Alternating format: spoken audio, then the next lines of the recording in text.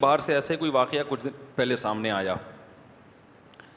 کہ وہ باپ نے بیٹے کو جیل میں بند کروا دیا ذرا سی بات پہ. سوری, باپ نے نہیں, بیٹے نے باپ کو. پہلے یعنی جس باپ نے اتنی قربانیاں دی نا وراثت کے چکر میں, اور کچھ گولیاں وولیاں دے کے نا, کچھ کہانیاں کر کے ابا کو کیا کر دیا اندر. باپ بیچارہ جیل کی سلاخوں میں پیچھے. کیا گزر رہی ہے یار اس کے دل پہ, صرف پیسوں کی لالچ میں. جب باپ جیل سے باہر آیا تو پھر باپ نے کیس کیا بیٹے کے خلاف. پہلے باپ نے کیس نہیں کیا تھا, اس نے تو اگنور کیا.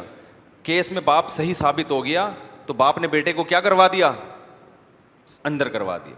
لیکن وہ باپ ہے, تھوڑے دن میں اس کو ترس آیا, بری کر دیا اس کو. بیٹے نے بری نہیں کیا تھا. تو باپ کا دل کتنا بڑا ہوتا ہے بھائی, کتنا بڑا ہوتا ہے. میں نے کہا یار اسی سے بیٹے کو باپ کے پاؤں میں گر جانا چاہیے, لیکن وہ غیرت لیس پھر بھی نہیں گرا پاؤں میں. تو اس لیے تو ہم جب قرآن پڑھتے ہیں نا تو ماں باپ کے جو قرآن حقوق بیان کرتا ہے وہ نہیں نظر آتے سوسائٹی میں بھائی, وہ نہیں نظر آتے.